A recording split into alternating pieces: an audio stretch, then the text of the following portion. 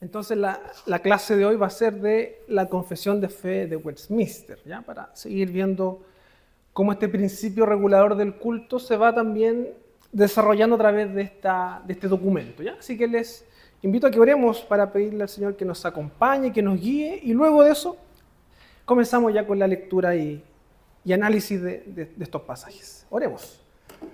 Señor, te damos gracias en este día por tenernos nuevamente reunidos para poder escuchar, Señor, tu palabra, poder aprenderla, saber más de ti, Señor.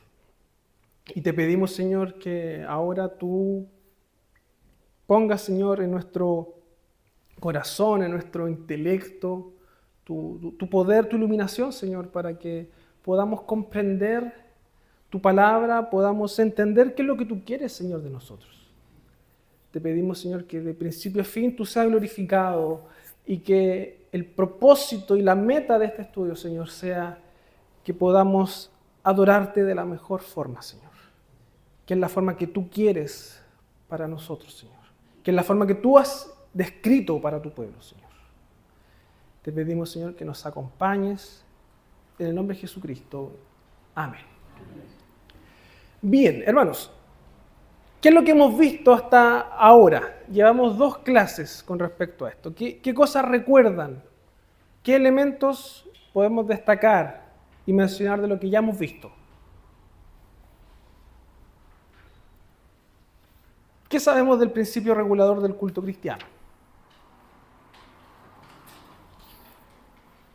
¿Qué hemos aprendido?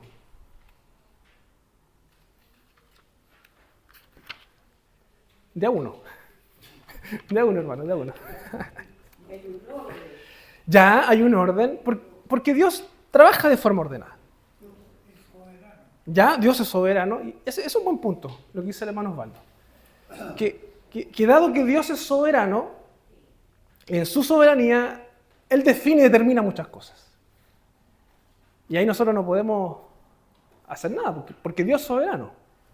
Ya bien, hay un orden. ¿Qué otra cosa más hemos visto en relación al principio regulador del culto? ¿Ya?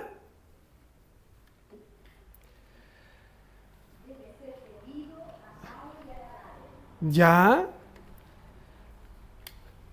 Pregunta. ¿Para qué existimos nosotros? Para la gloria de Dios. Ese es nuestro propósito. Fuimos creados para adorar. Exactamente. El servicio es una forma también de la adoración.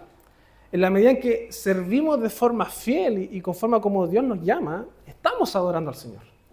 Porque al final de cuentas todo lo que hacemos en nuestra vida es adoración. ¿Ya? Muy bien. ¿Qué otra cosa más hemos visto del principio regulador? ¿Qué cosas recuerdan? En espíritu y en verdad, ¿Ya? conociendo al Dios que tenemos. Sí, no ignorando, Ya. no por ignorancia, no imaginando un Dios. Exactamente, eso está muy arraigado en los mandamientos, ¿cierto? ¿Se acuerdan de los primeros 4 mandamientos? ¿Qué enseña el primer mandamiento? ¿Ya? Pero hay otra cosa más, que está un poquito antes de amar. ¿Qué nos dice o qué nos enseña el primer mandamiento? ¿Recuerdan? Éxodo 20. No tendrás Dios ajeno. Dios es el único, eso es lo que está diciendo. Es el único que merece toda la adoración, toda la honra, toda la gloria. Él no la comparte, eso es lo que está diciendo. Y por tanto, tenemos que amarle a Él, porque es el único digno de ser amado. Segundo mandamiento, ¿qué nos enseña? ¿Recuerdan? Éxodo 20. Ese es el cuarto. ¿Fal? Ya. ¿Y cuál es el principio bíblico que está detrás de ese mandato? De no hacernos imagen y semejanza.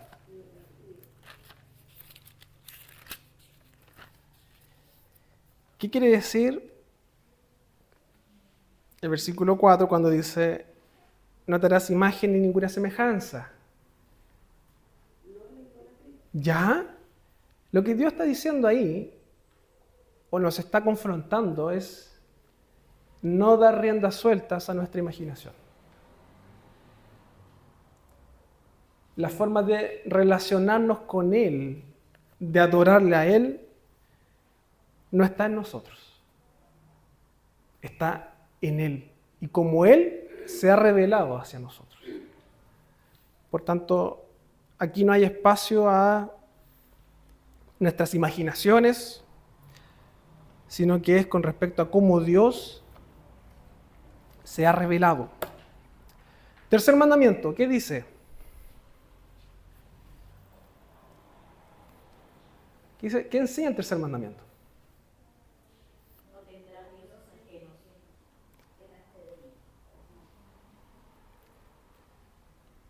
No tendrás dioses ajenos delante. Es el primero. Es el versículo 3. Pero el tercer mandamiento, ¿cuál es? No tomarás el nombre de Jehová. Exactamente. No tomar el nombre de Jehová en vano. O sea, tomarnos en serio esto. Y cuarto mandamiento, día de reposo. Versículo 8. Acuérdate del día de reposo para santificarlo. 6 días trabajarás y harás toda tu obra. ¿Ya? Y ahí después empieza a describir y muestra este carácter general, que es como un carácter de familia, de clan. Que no es solamente este mandato para el padre familia, sino que para todos los que están debajo de su autoridad en el hogar. Eso es lo que está diciendo. ¿Ya? Así que eso es lo que nos enseñan los 4 primeros mandamientos. Y ahora vamos a leer la confesión en el capítulo 21, página 44. Y vamos a ver qué es lo que enseña el Señor con respecto a la adoración y cómo la confesión lo va interpretando también y señalando. ¿Ya? Así que vamos a tener una clase de confesionalidad el día de hoy. Capítulo 21. ¿Ya? Voy a leerlo yo, usted me sigue con la lectura y vamos viendo ahí algunas cositas. La luz de la naturaleza nos enseña que hay un Dios que tiene señorío, soberanía sobre todo, que es bueno y hace bien a todos y que por lo mismo debe ser temido, amado, alabado, invocado, creído de todo corazón y servido con toda el alma y con todas las fuerzas. ¿Ya?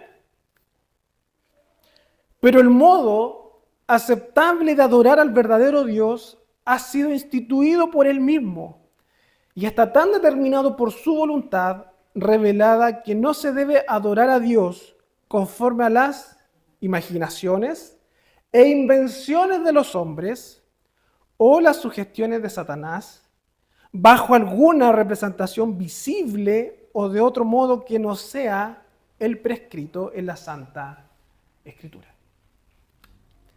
Entonces, ¿qué es lo que nos está enseñando acá la confesión? En primer lugar, señala y apunta también al primer mandamiento de que existe solamente un Dios, que tiene poder y señorío sobre todo, y por tanto debe ser temido, amado, alabado e invocado y creído y servido con todas nuestras fuerzas. Y en segundo lugar, este punto nos enseña que el modo de adorar que acepta este Dios verdadero, ¿quién lo instituyó? ¿Lo instituyeron las criaturas o la instituyó el Creador? El Creador. Y está tan determinado por su voluntad revelada que no se debe adorar a Dios conforme a las imaginaciones e invenciones de los hombres. ¿Cuántas veces hemos tenido que luchar con respecto a las invenciones de los hombres? En los cultos sobre todo. Yo pienso un poco a mi pasado en mi antigua iglesia y claramente hacíamos cosas dentro del culto que en ninguna parte de la Biblia decía que había que hacerlas.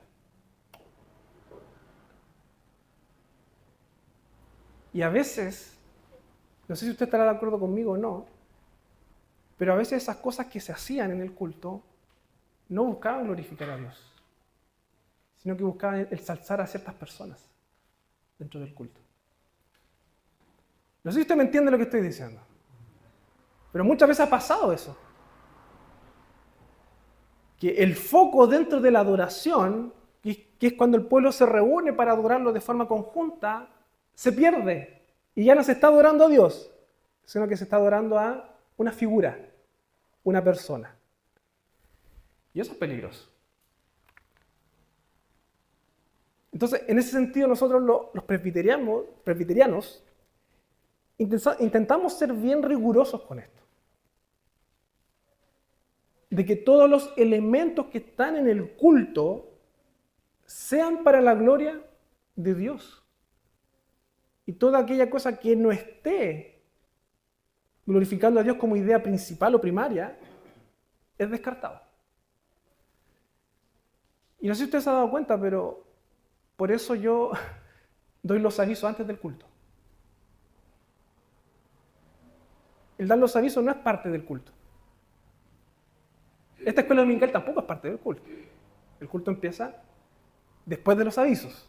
Ahí empieza el culto. Cuando cantamos cumpleaños feliz, ¿cuándo lo hacemos? ¿En el culto o antes?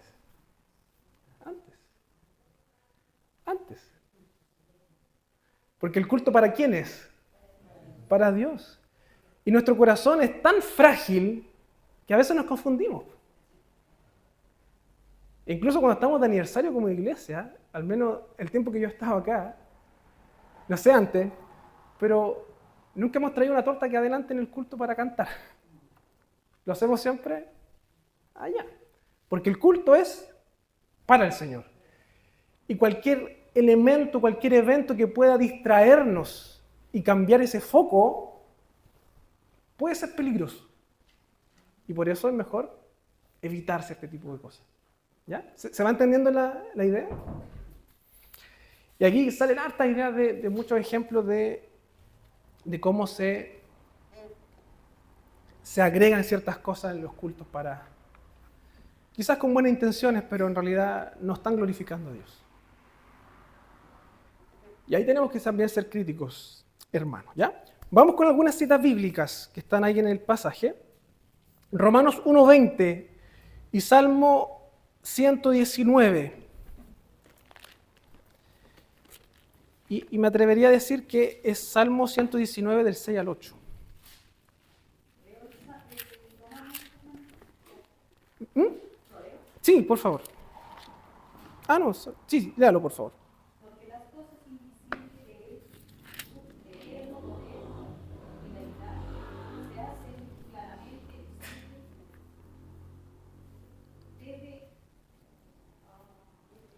Sí, ya. Hermana Ruth, sigue usted.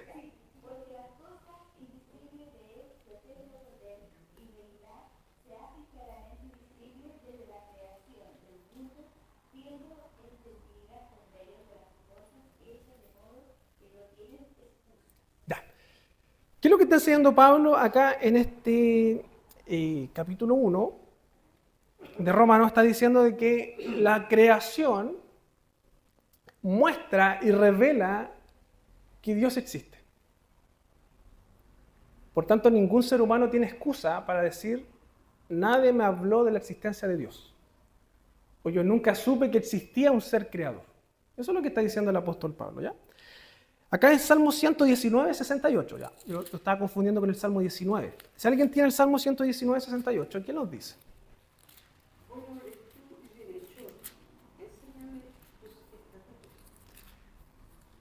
Entonces, lo que está diciendo aquí, y lo que está pidiendo acá el salmista, es que él conozca la voluntad del Señor a través de sus estatutos, ¿ya? Y el Salmo 19, que el que tenía en mente, dice, los cielos cuentan la gloria de Dios, y el firmamento anuncia la obra de sus manos. Un día emite palabra a otro día, y una noche a otra noche declara sabiduría. No hay lenguaje ni palabras, ni es oída su voz. ¿Ya? El Salmo 19 también está mostrando esta idea, de que la creación revela y muestra que hay un Dios creador. ¿Ya? ¿Se entiende esta idea? Ya. Vamos con Deuteronomio 12:32, por favor. ¿Qué es lo que nos enseña Deuteronomio?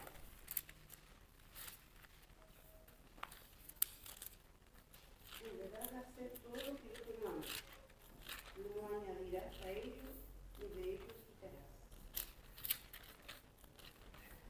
Ya. Voy a buscarlo acá para tenerlo a mano. Deuteronomio 12:32.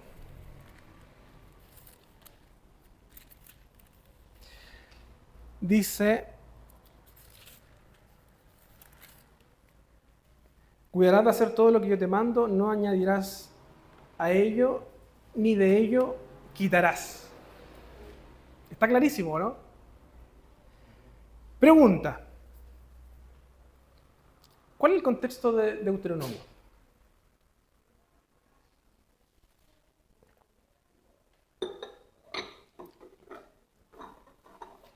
¿En qué contexto histórico está Deuteronomio?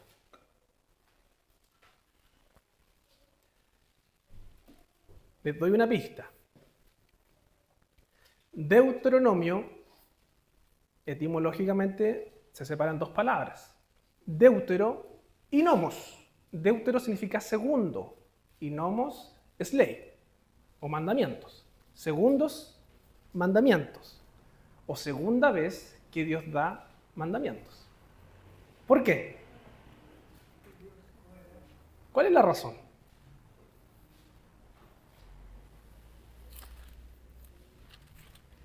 ¿Qué libro viene después de Deuteronomio?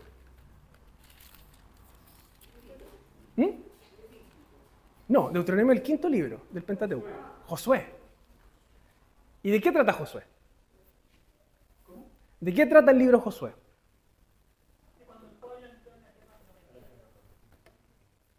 El pueblo estaba a punto de entrar a la tierra prometida. ¿Y qué es lo que ocurrió? Que el pueblo que iba a entrar a la tierra prometida era una nueva generación. Aquellos que habían escuchado la ley del Señor ya no estaban. Y no eran ellos los que iban a entrar a la tierra prometida. Eran los hijos de ellos. Y por eso nosotros vemos que el Señor vuelve a repetir los 10 mandamientos poco antes de entrar a la tierra prometida. Y por eso acá dice: cuidarás de hacer todo lo que yo te mando, no añadirás nada a ello, ni de ello quitarás.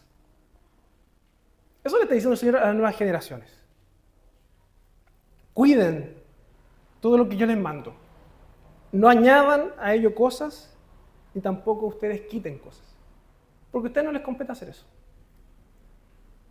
Quien define y determina los mandatos es el Señor. Y eso es lo que el Señor le está diciendo a estas nuevas generaciones. ¿Se entiende la idea? Por eso es Deuteronomio, segunda ley, o segunda vez que el Señor da la ley a esta nueva generación. Y aquí hay un principio bíblico interesante de enseñar la palabra de Dios a las nuevas generaciones. Porque son el recambio en la iglesia. ¿Qué tan preocupados estamos de eso? De instruir a los más pequeños, a los más jóvenes. Porque son ellos los que van a tomar la posta cuando no estemos. Entonces ahí también hay sabiduría bíblica. Bien. Deuteronomio 15, del 1 al 20 también va a estar ahí. Y vamos con Mateo 15:9. Si alguien lo tiene, por favor.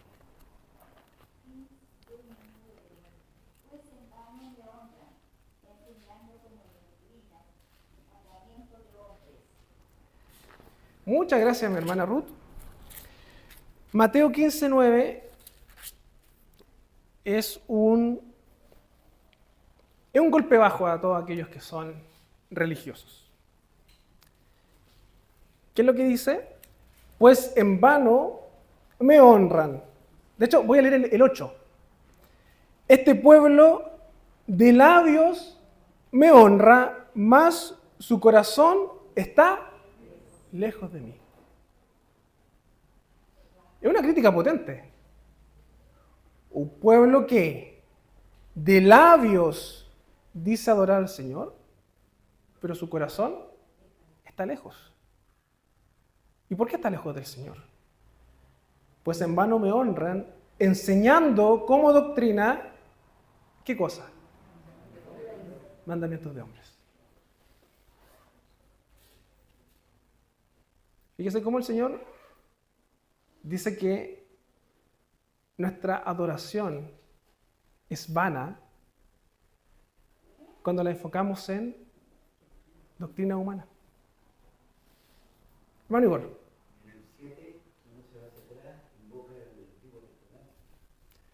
Palabras de Isaías.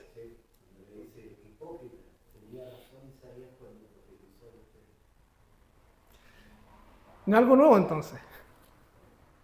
Y este es el problema constante del pueblo de Dios. Que se cree con la autoridad de redefinir cosas y de imponer y establecer cosas. Cuando quien determina e impone las reglas del juego es Dios. No somos nosotros, hermano. ¿Ya? Entonces yo quiero que ustedes vayan ya con todo lo que hemos visto, porque esta es la tercera clase.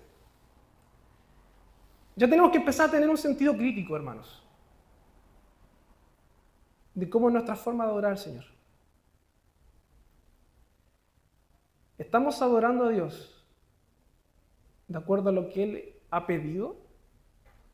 ¿O estamos adorando al Señor de acuerdo a nuestros mandatos humanos, a nuestras tradiciones humanas? ¿Qué es más importante para tu corazón, hermano? ¿Adorar a Dios de acuerdo a cómo Él lo prescribe en la Biblia? ¿O adorar a Dios de acuerdo a tus preferencias? De acuerdo a las cosas que a ti te gustan que se hagan. Y si es lo segundo, tenemos que examinar nuestro corazón. Porque ciertamente estamos fallando. Hermano Jaime.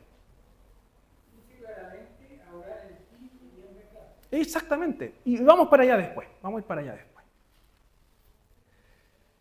Y de hecho, ya, vamos al tiro para allá entonces. Ya que lo tocó. ¿A quién le dice Jesús eso? ¿A quién se lo dijo? A la mujer samaritana, a la mujer de Samaria. ¿Y qué era Samaria? Era un pueblo que no era de Israel, sino que fue implantado ahí, ¿Ya? fue implantado en Samaria. Entonces ¿Ya? tenía el conocimiento de quién era Dios. Y me acuerdo de que ese pueblo, cuando los asirios lo metieron ahí, los fueron atacados por leones, lo que recuerdo yo. Ya. Y mandaron a venir el rey, y así le mandó a los sacerdotes a que le enseñaran a conocer a Dios. Ya. ¿Pusieron atención a lo que dijo el hermano Ramiro? Ya. Tiene mucha razón. ¿Qué ocurrió? Y esto también lo vamos a ver en la predicación después, por eso me acuerdo al tiro. Cuando las naciones conquistaban e invadían un pueblo, en este caso era Asiria, que invadió el reino del norte, porque Samaria era la capital del reino del norte, donde estaban las 10 tribus, y Judá era el reino del sur, donde estaba Jerusalén y el templo. Una de las formas de conquistar y dominar era llevarse al pueblo e implantar una nueva cultura, y traían nuevas personas ahí. Y había un sincretismo religioso tremendo. O sea, posiblemente quedaban ciertos rasgos de la adoración judaica, pero venía con una mezcla de paganismo. Y eso es Samaria, o esos son los samaritanos, de ahí vienen. Entonces ellos tenían una noción de los mandatos de Dios, porque tenían historia también ahí, pero su adoración estaba contaminada por la idolatría. ¿Ya? ¿Qué es lo que ocurre cuando Jesús se encuentra con esta mujer de Samaria? ¿Qué le pregunta a ella? Esto está en Juan. ¿Qué le pregunta a ella? Juan 4, por si no usted lo quiere averiguar. ¿Qué le dice?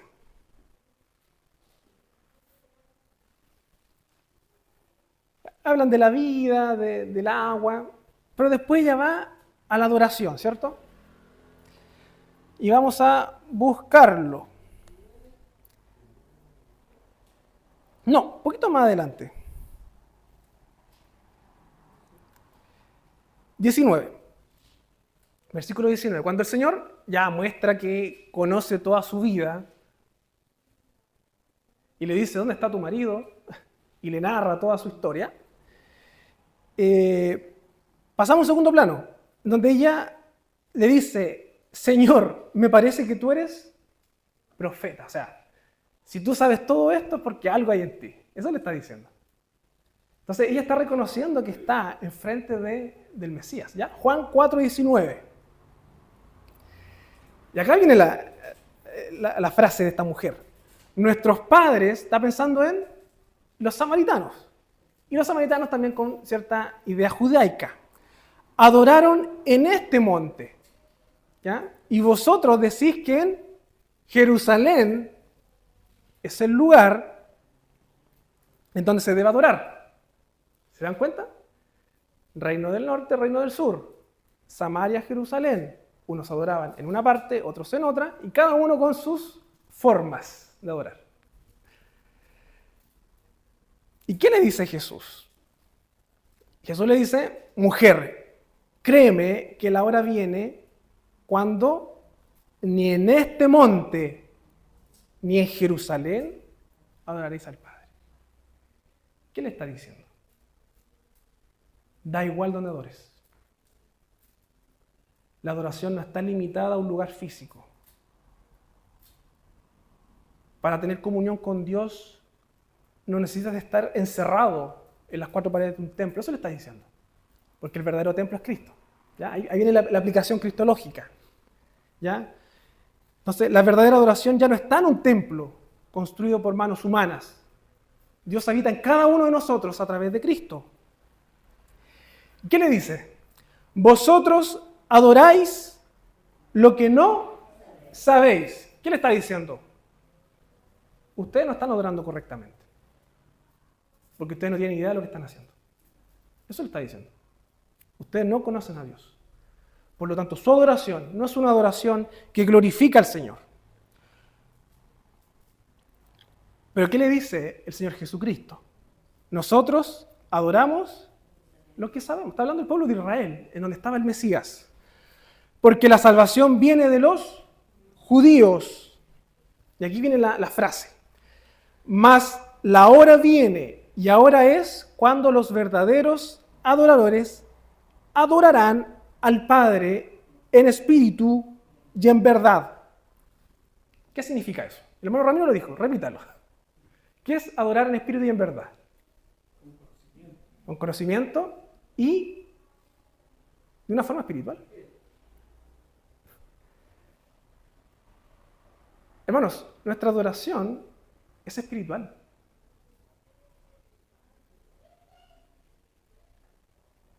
Y el Señor podría decir, ustedes dicen que se debe adorar de tal forma con tales elementos, otros dicen que se debe adorar de otra forma con estos otros elementos. ¿Y qué es lo que dice el Señor? Que hay que adorar en espíritu y en verdad.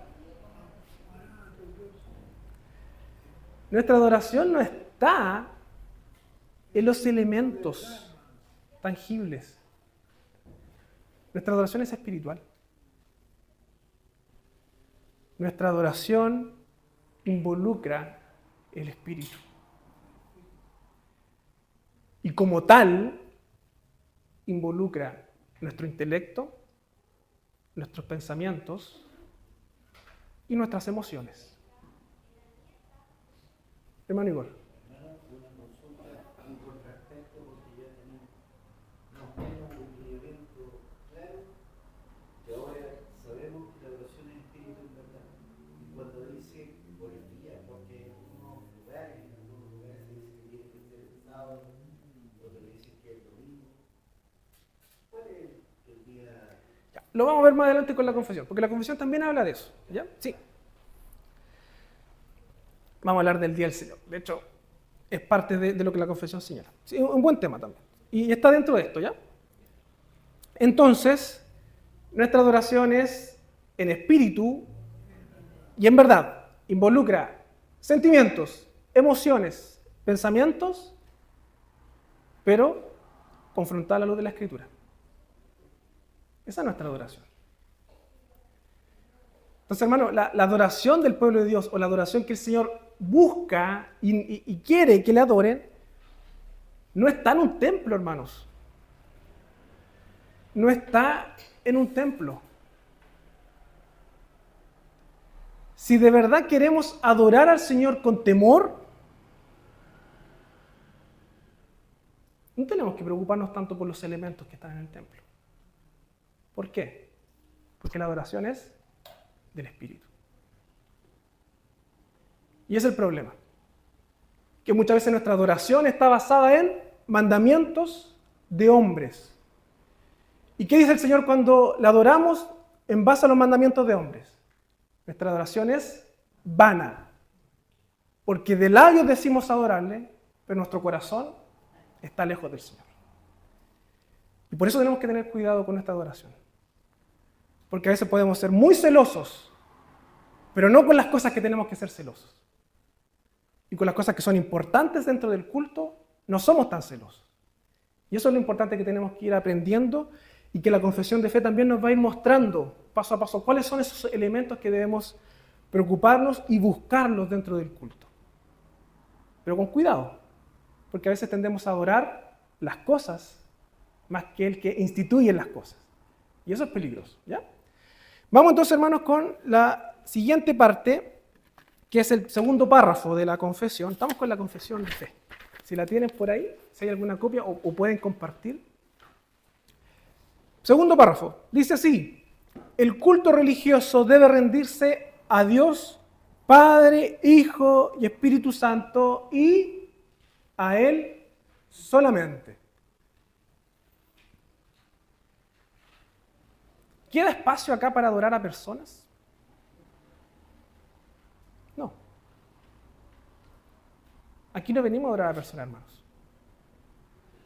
Por más que hayan sido buenas personas, pero no venimos a adorar a personas. Venimos a adorar a Dios. Y acá hay un principio bíblico interesante, hermanos, porque esto tenemos que ponerlo a prueba a futuro, cuando Dios así lo determine. Cuando una persona parte a la presencia del Señor, ¿usted sabe cómo se llama ese culto que se hace? ¿Cómo le llamamos a un culto cuando agradecemos al Señor por la vida de una persona? Es fácil. Culto de acción de gracia, o de gracia, o de gratitud, ¿ya? Pero yo le hago la pregunta, ese culto que se hace cuando una persona fallece y es llamada a la presencia del Señor, ¿es para resaltar a esa persona?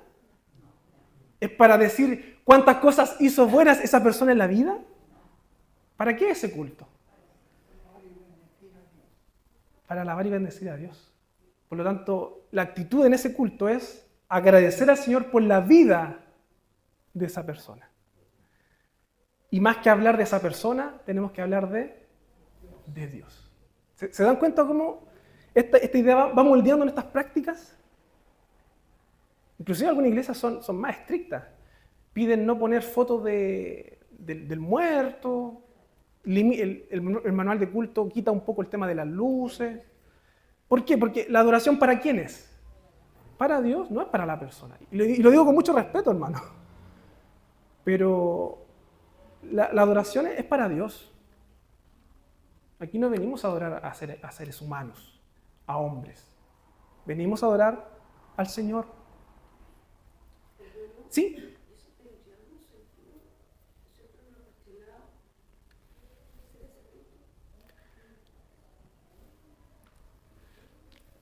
Buena pregunta. Ya, lo vamos a ver también cuando veamos los elementos del culto, porque hay un apartado que se llama acciones de gracia. Que nosotros vemos en la Escritura que el pueblo de Dios, por momentos o particularidades, agradecía al Señor mediante un culto. Y dentro de eso podemos incluir esto del culto. Perdón, esto de los servicios fúnebres, como un culto de acción de gracia. Pero si me lo pregunta a mí, yo diría que a lo mejor no es tan estricto ni obligatorio. Lo cual no quita que no lo podamos hacer. Pero queda conciencia de la iglesia, de la familia, ¿Y por qué yo creo que es importante? Aquí me voy a poner del otro lado. Yo creo que, y por eso es importante tener en mente quién es el centro de cada culto. Porque si en un servicio fúnebre el centro es Dios, nosotros podemos ocupar un servicio fúnebre para predicar y evangelizar y dar a conocer al Señor. Incluso a la familia que está ahí, que a veces esos son los momentos en donde la familia llega a la iglesia. Y la idea es que si esa familia llega a la iglesia, no venga a escuchar qué tan bueno fue esa persona, venga a escuchar qué tan bueno fue Dios. Qué tan bueno es Dios, ¿cierto? Entonces, yo lo veo como de esa perspectiva. Para mí, cada servicio fúnebre, invítenme a un servicio fúnebre, hermano, es una oportunidad. Porque yo creo que podemos dar a conocer al Señor. ¿Mm? Exactamente, sí. O sea, si vamos a tener una instancia solamente para recordar a la persona y decir cuán bueno fue y ponernos a llorar por él, yo creo que no cumple el propósito. El propósito es glorificar al Señor. ¿Ya? Pero eso cabe dentro de las acciones de gracia que se van a conocer. ¿Ya? Muy buena acotación.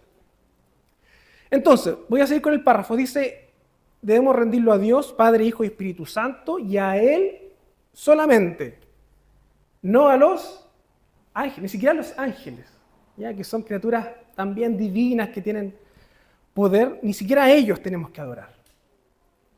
Santos, suena... Sí. ¿Cuáles santos? Evidentemente esta confesión está en un contexto en donde la Iglesia Católica adoraba a santos, figuras canonizadas. Pero yo creo que también aquí podemos extraer lo que está como principio, que también a veces adoramos a personas, grandes líderes de la Iglesia, y los colocamos en un lugar que a lo mejor no les corresponde. Por más que hayan hecho maravillas por la Iglesia. Pero la adoración, ¿para quién es? Para el Señor.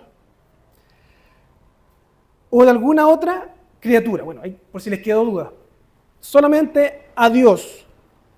Y desde la caída debe ofrecerse por un mediador que no puede ser ningún otro sino Cristo. Nuestra adoración es recibida de forma íntegra y correcta por parte del Señor a través de Cristo. Por tanto, cualquier otra forma de llevarnos a adorar a Dios que no sea a través de Cristo es una adoración vana. Es a través de un mediador. ¿Ya? ¿Se entiende la idea? Yo les dejo ahí los pasajes bíblicos para que usted después los pueda buscar y corroborar la referencia. ¿Ya? Yo quiero avanzar, ojalá, lo más que se pueda con la confesión, pero los pasajes bíblicos están ahí. ¿Ya? Vamos con el tercer párrafo. La oración con acciones de gracias, siendo una parte especial del culto religioso, le exige Dios de todos los hombres, y para que le sea aceptada debe hacerse en el nombre del Hijo. O sea, nosotros adoramos por medio del Hijo, a través del Hijo, con el auxilio de el Espíritu Santo. ¿Recuerdan las palabras de Pablo con respecto a la obra del Espíritu Santo con nuestras oraciones? ¿Qué es lo que hace el Espíritu Santo? Las perfecciona, como que hablamos con palabras indecibles, como diría Pablo. Pero es que el Espíritu Santo toma nuestras oraciones, las transforma, las pule y las lleva de una forma agradable al Señor. Esa es la obra del Espíritu Santo. Conforme a su voluntad, con conocimiento, reverencia, humildad, fervor, fe, amor y perseverancia. Y se hace oralmente en la lengua vulgar. ¿Qué es lo que está diciendo ahí?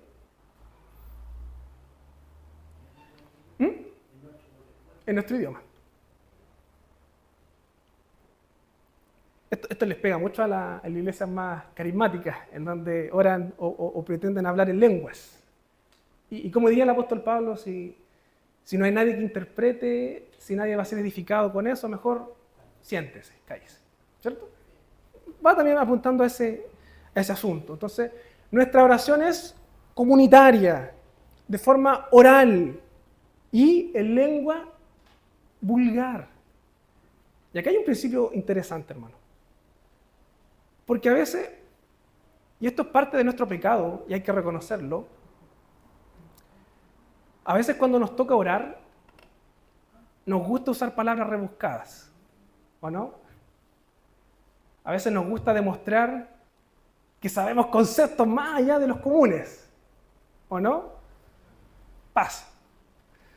Pero acá, ¿qué está diciendo? Cuando habla de lengua vulgar, el lenguaje conocido.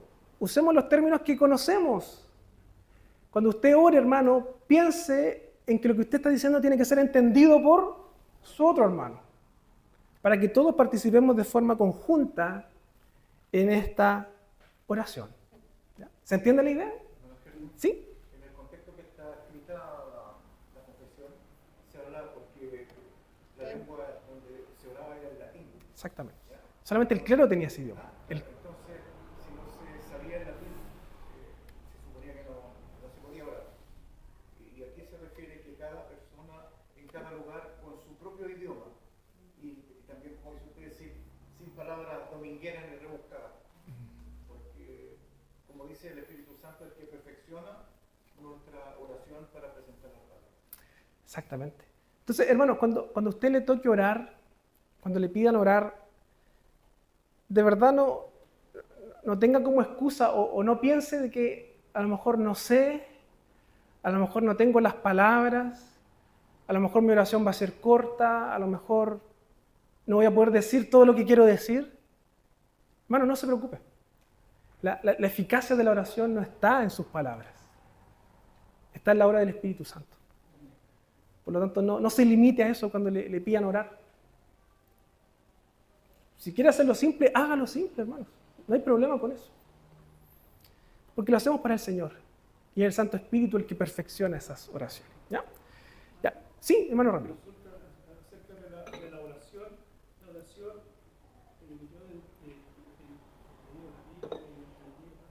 lo que he entendido yo, tiene una estructura.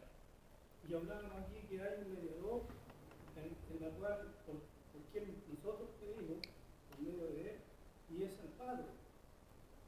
Y a veces hay una oración ahí que está en la oración de Esteban que le abre el corazón a Cristo porque él ve la magnificencia de estar en el cielo de Dios.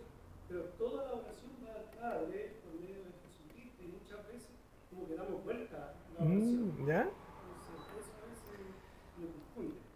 Sí, sí. Hermano Igor.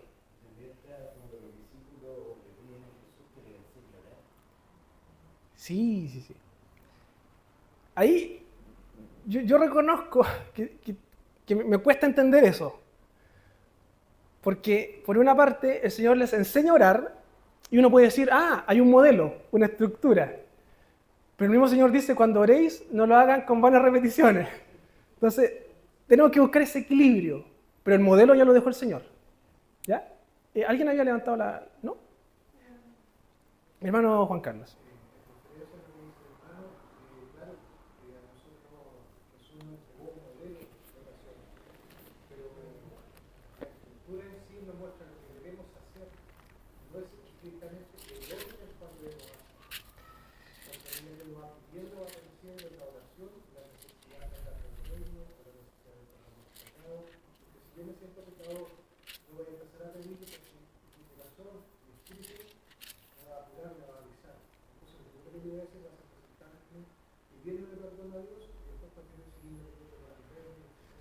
Sí, de hecho, estoy aquí en Lucas 11, cuando el Señor habla de la oración, tiene también sus textos paralelos. Y es interesante ver la estructura, ¿ya? Quedémonos con la estructura, ¿ya?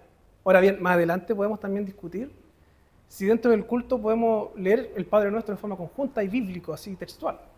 Hay iglesias que lo hacen, ¿ya? Pero, ¿qué es lo que enseña el Señor acá? Cuando oréis, decid, Padre nuestro que estás en los cielos. Eso es lo primero que dice. ¿Y qué representa eso? ¿Qué nos enseña eso? ¿A quién estamos hablando? Al Padre, que está en los cielos. O sea, ya hay una actitud reverente. El primer paso de nuestra adoración es reconocer a quién estamos hablando y quiénes somos nosotros ante aquel que estamos hablando. Eso es lo primero. Pero interesante esto porque el Señor Jesucristo, cuando enseña esto de la oración, ocupa dos cosas bien contrastantes u opuestas. En primer lugar dice, Padre nuestro. O sea, está hablando de una cercanía, ¿cierto? Pero que estás en los cielos. O sea, hay una cercanía, pero este Padre trasciende a nosotros. Está por sobre nosotros, ¿ya? Y me quedo con lo siguiente que viene. Santificado sea tu nombre. Hay una especie de alabanza también ahí, de reconocer en primer lugar quién es Dios. La santidad de Dios. O sea, lo que Dios quiere es que cuando nos humillemos a orar, lo primero que hagamos sea reconocer quién es Él y su santidad. Porque mientras más comprendamos su santidad, más nos damos cuenta de lo pecadores que somos. ¿Ya? Y finalmente, venga tu reino, hágase tu voluntad como en el cielo, así como también en la tierra. ¿Qué está diciendo ahí? Venga tu reino.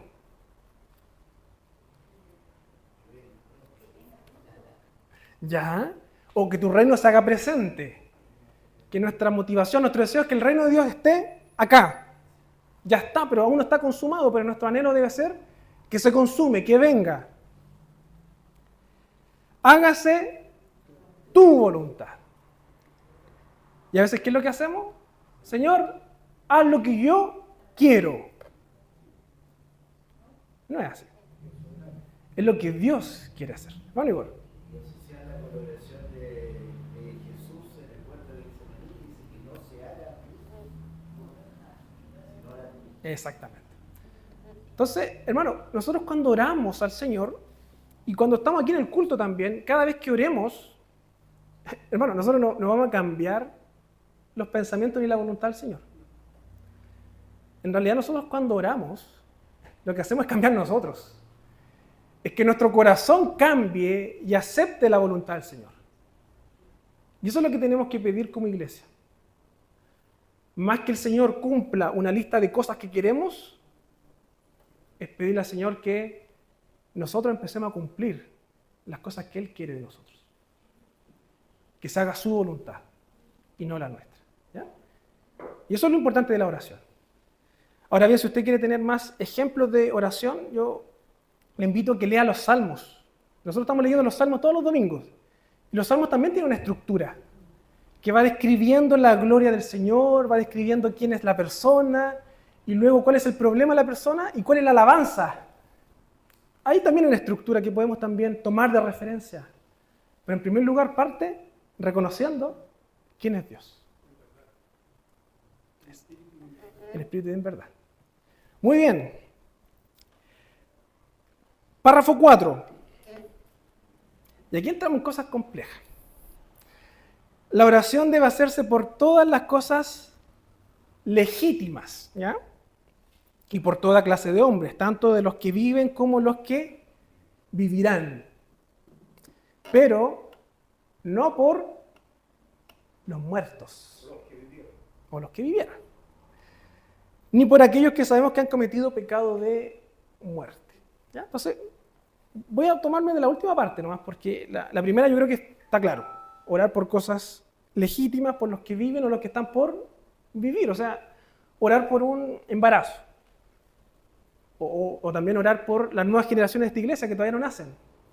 Oremos, Señor, trae familias, trae nuevas generaciones, trae hijos, nietos de estas familias. Podemos hacer eso. Pero acá coloca el tema de los muertos. ¿Y por qué está diciendo esto?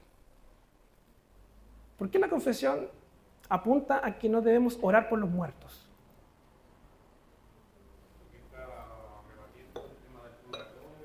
Exactamente. ¿Qué es lo que enseña la Iglesia Católica? Que tú para librar esa alma que estaba ahí en el purgatorio, que aún no llega a la presencia de Dios, tú podías pagar o también orar o hacer cosas por ellos. Interceder por ellos. Y fíjese lo pecaminoso que es el corazón, porque ¿quién es el que intercede por nosotros? Es Cristo. ¿Y qué es lo que se enseñaba? De que tú podías cambiar el destino de esa persona.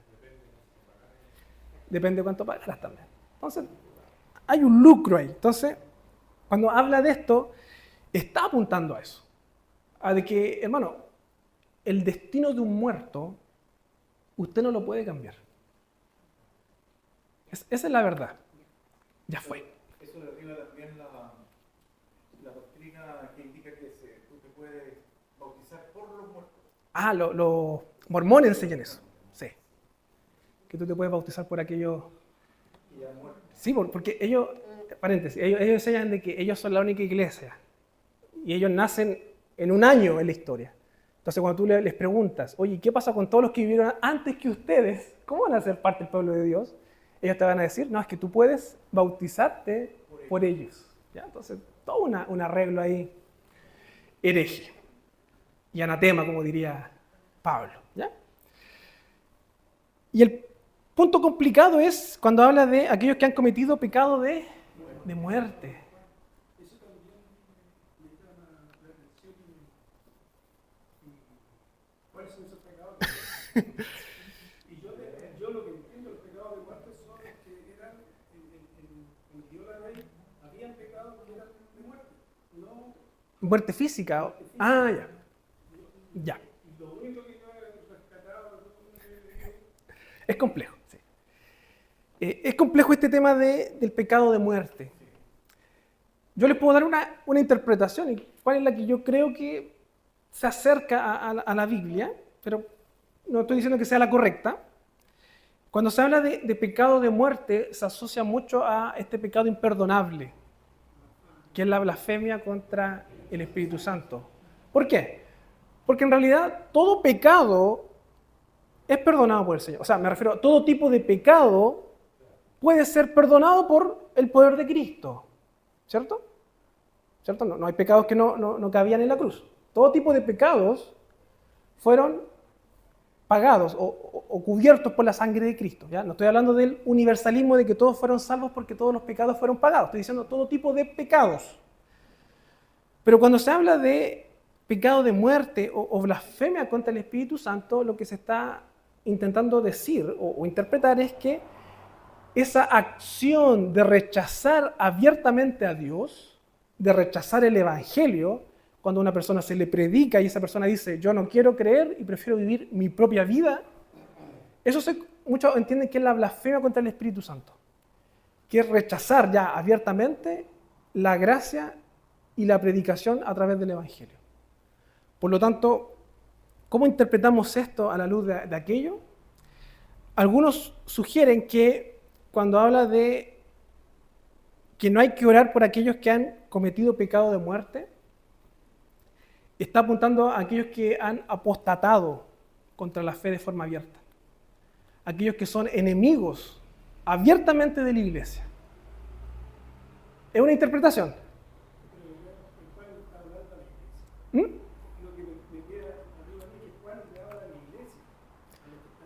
Es que en la iglesia hay de todo. En la iglesia hay de todo. claro, pero me refiero a la iglesia de los santos. Es que en la iglesia hay de todo. Hay trigo y cizaña. Entonces, porque de hecho, claro, ahí, por eso insisto, pues es un tema difícil y ahí hay distintas formas de interpretarlo. Pero, ¿qué es lo que comentan algunos con respecto a este pasaje? O no, en realidad esta frase, es que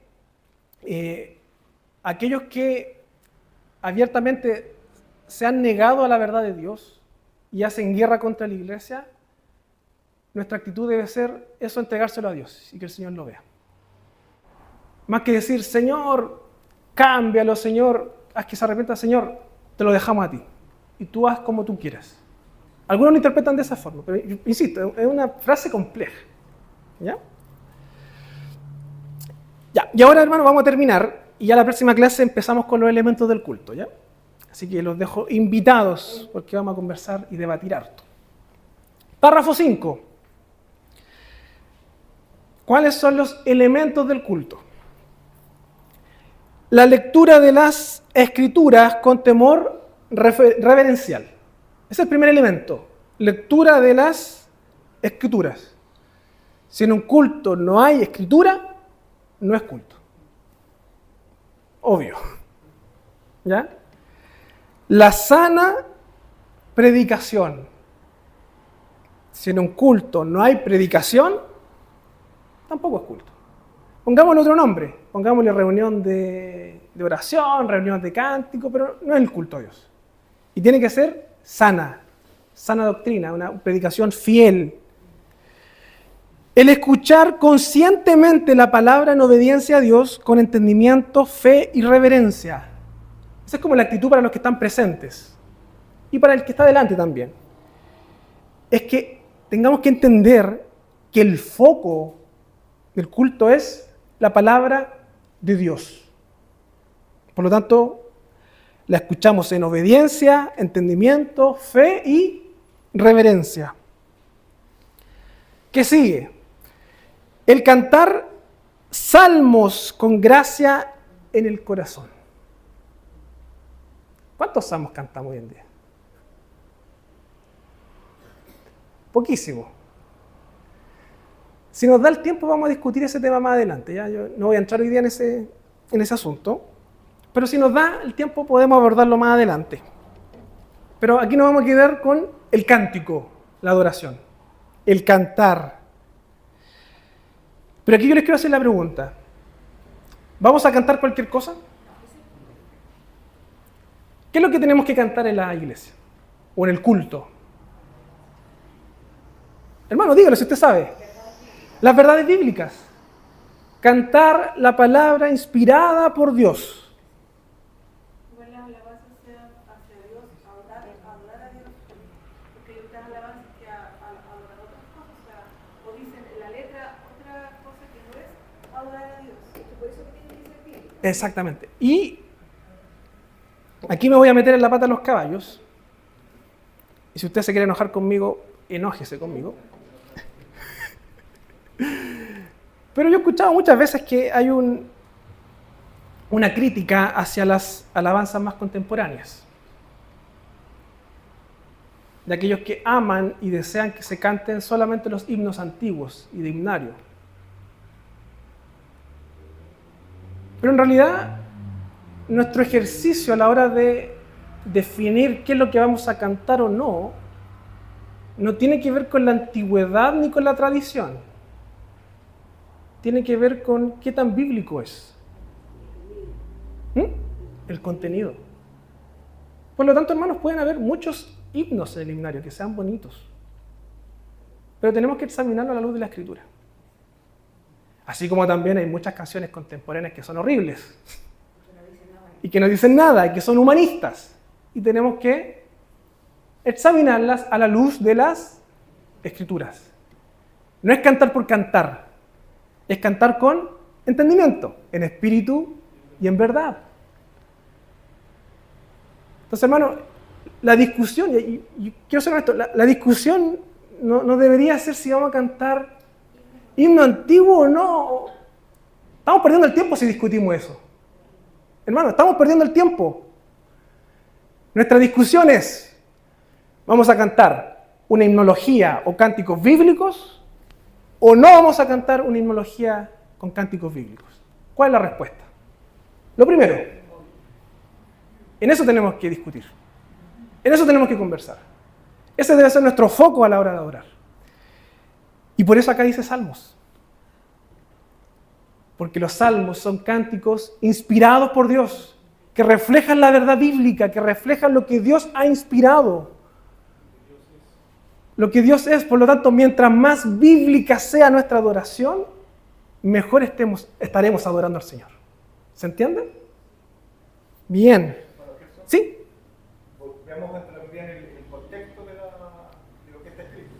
En ese tiempo, la Iglesia Católica Romana predominaba el canto gregoriano, que era cualquier cosa donde nadie escuchaba ni entendía de qué se decía, cantan a unísono el gregoriano a una sola voz. ¿Era en otro idioma o no? ¿Era en otro idioma? ¿También? Claro que no, Sí. Sí. Entonces, por lo tanto, cuando se está refiriendo a salmos, está refiriéndose a ir a la verdad bíblica, ¿ya? Porque los salmos reflejan una verdad bíblica, que es indiscutida. En otra parte también dice salmos e himnos, ¿ya? En cuanto a la adoración. Claro, en Efesios. Cuando Pablo habla Salmos, himnos y cánticos espirituales. exactamente. Sí. Entonces, cuando se está refiriendo, ahí amplía más allá de lo que significa salmo que nos entrega pero el contexto que nos entrega la confesión es porque la iglesia romana incluía cantos que nadie entendía y que no servían como una adoración para el pueblo. El pueblo no podía participar del cántico. Exactamente. Es que es el punto. La adoración es congregacional. Y en aquella época el culto era solo para unos pocos. Exactamente. Para cerrar maneras. Entonces, hermanos, nuestra adoración en el culto es congregacional. Todos participamos. Por eso yo me opongo mucho cuando en mi antigua iglesia aparecían hermanos que decían, quiero pedir una oportunidad para cantar al Señor. ¿Ustedes lo vieron o no? Cosas así. Sí. ¿Eso es cántico congregacional? ¿O es un show? Perdón, lo dije, ya. Está grabado. Hermano, es un show. ¿Para quién es la gloria? Para la persona. Entonces, hermano, con esto no quiero ser pesado, pero si en algún momento usted quiere cantar de forma personal, puede hacerlo, pero no en el culto. Lo hará antes o lo hará después, pero no en el culto. ¿Ya? ¿Se entiende? Bien. Y por último, y ya estamos pasados, también la debida administración y la recepción digna de los sacramentos. ¿Ya? ¿Cuáles son los sacramentos? La cena y los bautismos. ¿Ya? Claro, no son 7 sacramentos, son 2. Exactamente, son parte del culto, no son extra. ¿Ya? Algunos dicen que los sacramentos es una forma de predicar de forma visible la gracia de Dios. ¿Ya? Todas estas cosas son parte del culto religioso ordinario, o sea, común, lo habitual. Estos son los elementos que son parte del culto. Además, y aquí viene la otra parte, también hay juramentos religiosos, votos, ayunos solemnes, oye, hace tiempo que no escuchaba esa palabra, ayuno, acciones de gracia en ocasiones especiales, que en sus tiempos respectivos deben usarse de manera santa y religiosa, ¿ya? Esta última parte la voy a dejar para la próxima clase, ¿ya? Que vamos a abordar esas cosas especiales que hay a veces, pero que no son parte de lo ordinario. Exactamente, ¿ya? Así que vamos a quedar hasta ahí, ¿ya? Vamos a orar, hermanos, para terminar. Y si tiene dudas, para la próxima clase, ya estamos muy pasados. Continuará. Señor, te damos gracias por este día que tú nos das para seguir reflexionando en torno a tu palabra, en torno a las verdades bíblicas, Señor, a lo que tú quieres, Señor, de nosotros, a cómo tú quieres que te adoremos, Señor. Y hoy queremos de forma honesta y humilde, Señor, examinar nuestras prácticas a la luz de tu palabra, Señor.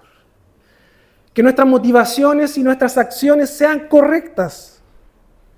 Que no busquen nuestra gloria, que no busquen nuestros deseos ni nuestros placeres, sino que busquen únicamente adorarte a ti, Señor. Te damos gracias, Señor, por este momento que tú nos das. Y te pedimos que nos sigas guiando. En el nombre de Jesucristo. Amén.